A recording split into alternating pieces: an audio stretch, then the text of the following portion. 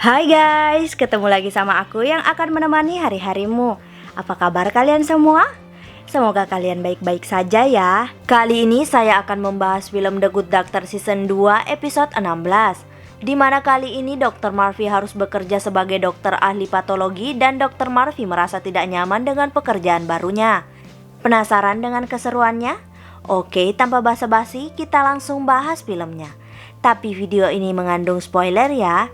Jika tidak keberatan dengan spoiler, tonton videonya sampai habis.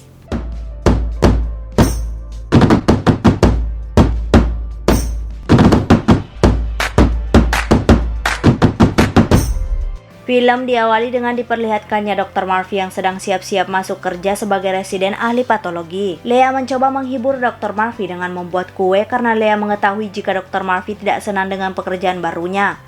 Namun Dr. Murphy sama sekali tidak mau membahas tentang pekerjaan barunya dan langsung meninggalkan Lea. Dr. Murphy pun tiba di rumah sakit dan langsung ke ruang lab karena ruang lab kini adalah ruang kerja dari Dr. Murphy. Dr. Murphy langsung disambut oleh Dr. Charlie yang juga dokter residen patologi di rumah sakit itu. Jika yang mengikuti alur film ini dari season 1 pasti tidak asing dengan wajah Dr. Charlie. Dr. Charlie terlihat sangat ramah dengan Dr. Murphy dan Dr. Charlie langsung memperkenalkan alat-alat yang ada di ruang lab. Dr. Charlie juga menjelaskan semua pekerjaan yang dilakukan oleh dokter ahli patologi dan meminta Dr. Murphy mencoba alat-alat yang ada di ruang lab. Di sisi lain, kita diperlihatkan Dr. Melendez, Dr. Resnick, dan Dr. Brown sedang menangani seorang pasien yang bernama Clarence. Clarence adalah seorang pastor yang sangat taat pada agamanya. Dr. Melendez menjelaskan jika Clarence menderita tumor dan tumor itu mendorong tulang belakang dari Clarence, sehingga Clarence selalu merasakan sakit pada tulang belakangnya. Karena tulang belakang dari Clarence sudah bengkok akibat terdorong oleh tumor, maka tulang belakang dari Clarence harus diluruskan kembali sehingga tidak ada rasa sakit. Setelah tulang belakang diluruskan, maka baru dilakukan pengangkatan pada tumor Clarence. Namun anehnya Clarence tidak mau rasa sakitnya hilang dan ingin tumornya langsung diangkat tanpa tulang belakangnya diluruskan. Dr. Melendez menjelaskan jika pengangkatan tumor tanpa meluruskan tulang belakangnya terlebih dahulu, maka pengoperasian akan sangat sulit. Akan tetapi Clarence terus memohon agar rasa sakitnya dibiarkan saja karena menurutnya rasa sakit itu adalah hukuman dari Tuhan karena dirinya pernah membunuh seseorang. Mendengar hal itu tentu para dokter kaget dan menyetujui untuk melakukan pengangkatan tumor tanpa meluruskan tulang belakang. Operasi pengangkatan tumor tanpa meluruskan tulang belakang pun dimulai. Namun operasi itu sangat sulit karena tumor tertutup oleh tulang belakang yang bengkok. Saat mereka sedang berusaha mengangkat tumor, tiba-tiba saja kondisi dari Clarence kritis akibat shock pada tulang belakangnya sehingga operasi harus dihentikan. Lalu kita diperlihatkan Clarence yang telah sadarkan diri dan kini tidak merasakan kesakitan pada tulang punggungnya. Clarence sangat marah karena hilangnya rasa sakit pada dirinya. Namun Dr. Brown berusaha menjelaskan jika operasi dibatalkan karena terjadi komplikasi dan hampir merenggut nyawa Clarence. Rasa sakit dari Clarence hilang karena obat bius. Setelah efek obat bius hilang, maka rasa sakitnya akan kembali lagi dan mungkin akan lebih parah. Dr. Brown pun menjelaskan bahwa kini jalan satu-satunya adalah meluruskan tulang belakang dan mengangkat tumornya. Namun Clarence tetap tidak mau dan meminta para dokter mencoba lagi melakukan pengangkatan tumor tanpa meluruskan tulang belakang. Dr. Brown awalnya menolak hal itu, namun karena Clarence terus memohon, akhirnya Dr. Brown menyetujuinya. Operasi pengangkatan tumor tanpa meluruskan tulang pun kembali dilakukan. Kali ini operasi berjalan dengan sangat lancar. Namun saat tumor diangkat, Dr. Melendez menyadari jika tumor pada Clarence mengecil karena berbeda dari ukuran hasil CTI. Hasil CTI menunjukkan ukuran tumor adalah 8 cm, sedangkan kini 4,5 cm. Mereka tentu sangat bingung dengan hal itu karena tidak mungkin tumor mengecil dengan sendirinya. Setelah selesai melakukan operasi, para dokter melakukan diskusi kenapa tumor dari Clarence menyusut dengan sendirinya. Dr. Brown berusaha mencari penyebabnya namun tetap menemukan jalan buntu. Sedangkan Dr. Resnick mempercayai semua itu adalah keajaiban Tuhan karena mereka tidak menemukan alasan yang logis. Dr. Melendez akhirnya memutuskan agar tetap mencari penyebabnya sambil melakukan perawatan setelah operasi kepada Clarence. Dr. Resnick dan Dr. Brown pun menemui Clarence dan menjelaskan jika operasinya berjalan dengan sangat lancar sehingga tidak ada lagi tumor dalam tubuh Clarence. Dr. Resnick juga menjelaskan jika kanker dari Clarence menyusut dan terlihat akan hilang dengan sendirinya. Para dokter telah melakukan beberapa pengujian dan para dokter tetap tidak menemukan penyebab tumor itu menyusut. Clarence dan istrinya menganggap hal itu adalah suatu mukjizat untuknya. Dr. Brown menjelaskan jika itu memang mukjizat, seharusnya Clarence mau dilakukan pelurusan tulang belakang karena mungkin Tuhan telah mengampuninya.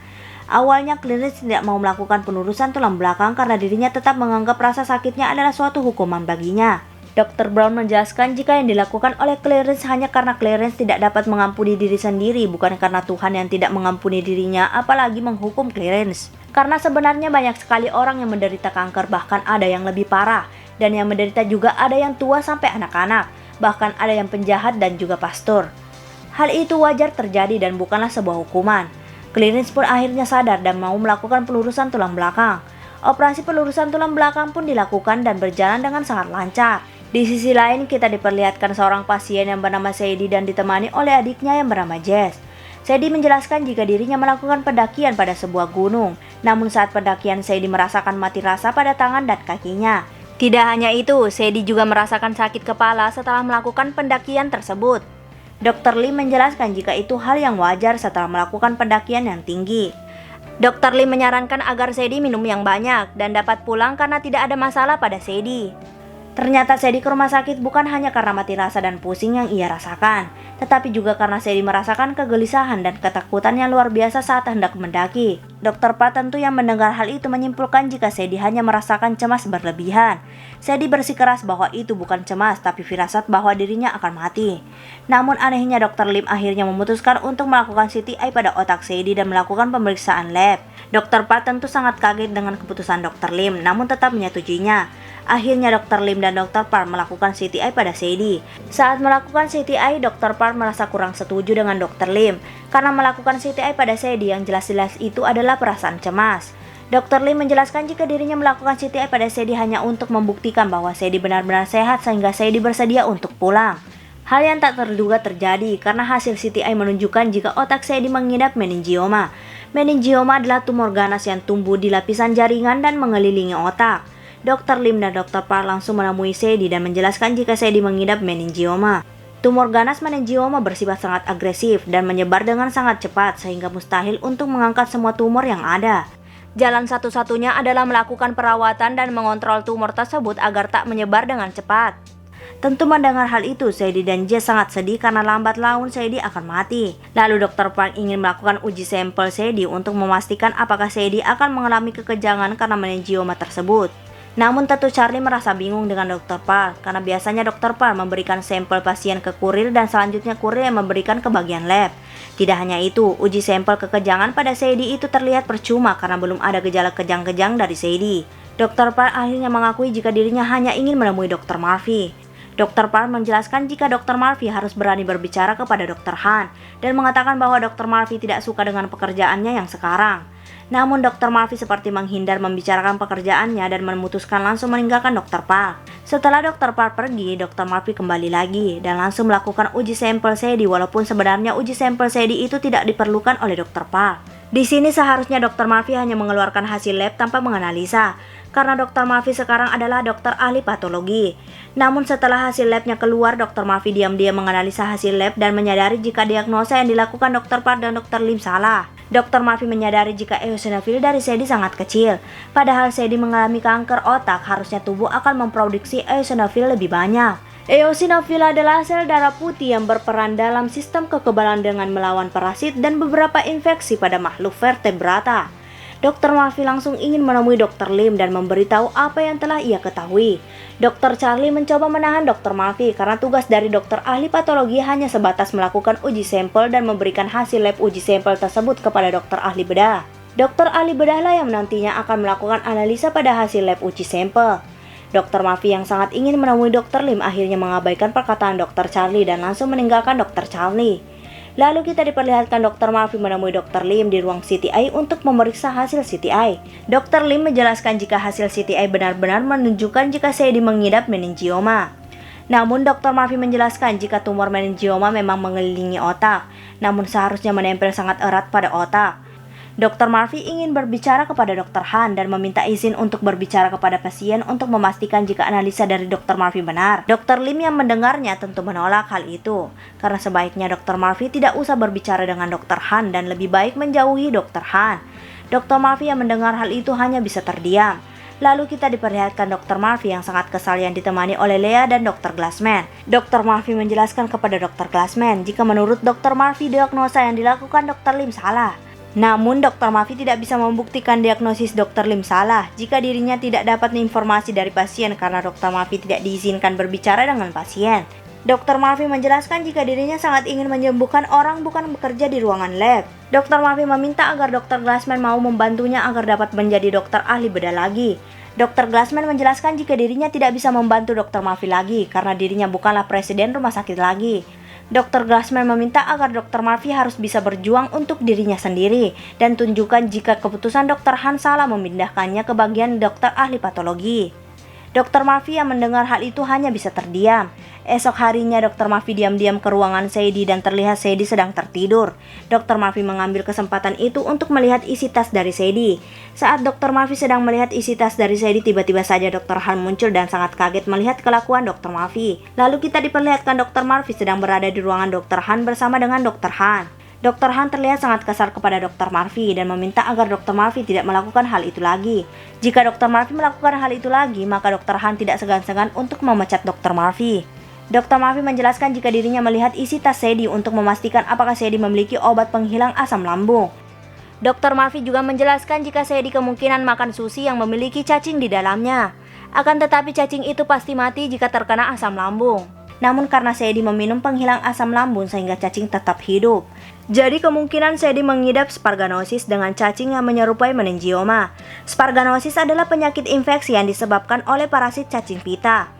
Dr. Han sangat terkesima dengan penjelasan Dr. Marfi. Namun Dr. Han tetap harus melakukan biopsi terlebih dahulu untuk memastikannya. Dari hasil biopsi terlihat jika Sadie benar-benar mengidap sparganosis. Dr. Han pun meminta agar Dr. Marfi dan Dr. Lim untuk menemui Sadie.